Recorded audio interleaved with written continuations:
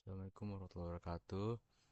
Perkenalkan, nama saya Raidan Anudustiawan. Di sini saya ingin mempresentasikan makalah yang telah saya buat dengan judul Perancangan Antarmuka Produk Cheese Suite dengan Metode Design Thinking dan Kolaborasi FigJam.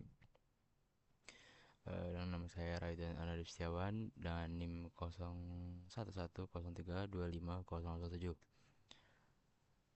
Pertama ada latar belakang pemilihan topik. Jadi, belakang ini design thinking adalah metode yang berfokus pada pemahaman masalah lewat perspektif pengguna dan iterasi solusi desain yang teruji. Metode ini juga dapat sesuai dengan kebutuhan perancangan terbuka G Suite karena dapat membantu menghasilkan solusi yang benar-benar berpusat pada pengguna.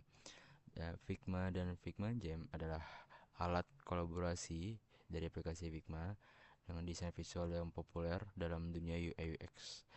Eh, dan juga Figma ini memudahkan untuk prototyping, visualisasi antarmuka, dan desain layout yang responsif. Dan juga ada FigJam, ini adalah salah satu fitur yang ada di Figma ini untuk mendukung proses eksplorasi ide, brainstorming, dan kerja secara real time.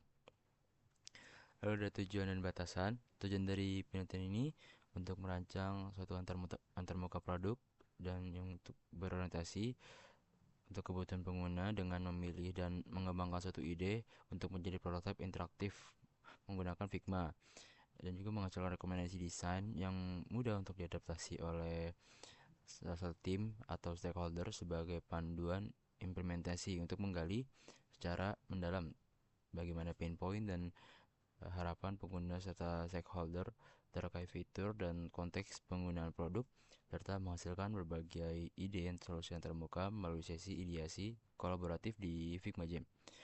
Lalu ada batasan masalahnya.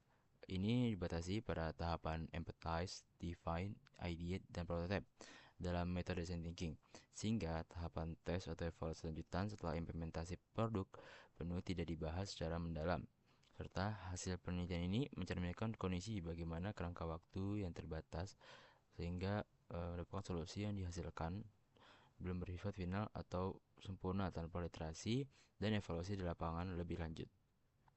Lalu ada metodologi penelitian.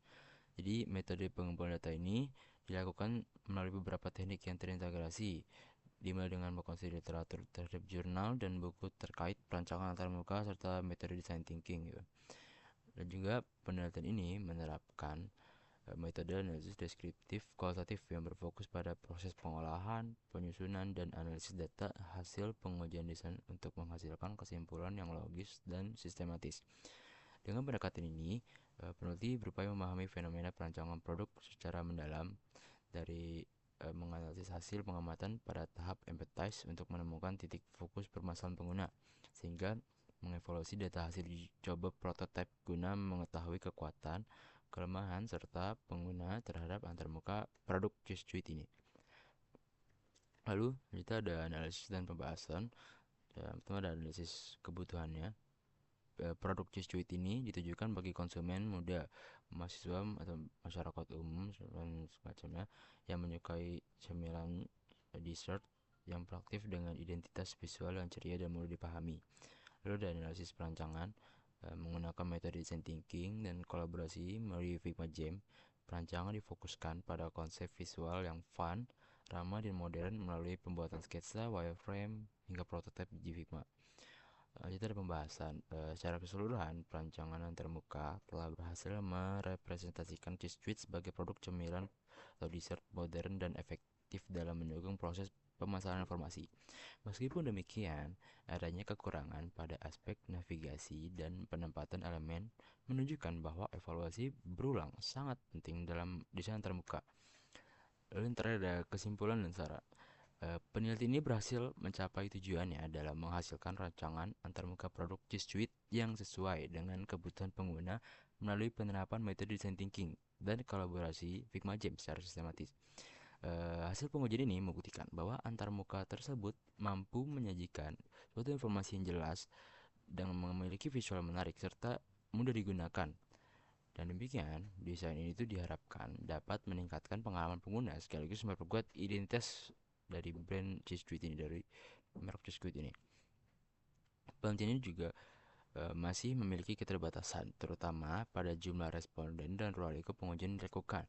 Oleh karena itu, disarankan agar penelitian selanjutnya dapat melibatkan lebih banyak pengguna dengan berkarakteristik yang lebih beragam untuk memperoleh hasil evaluasi yang lebih komprehensif. Itu saja dari saya. Terima kasih. Saya Raidan Alistiawan. Assalamualaikum warahmatullahi wabarakatuh.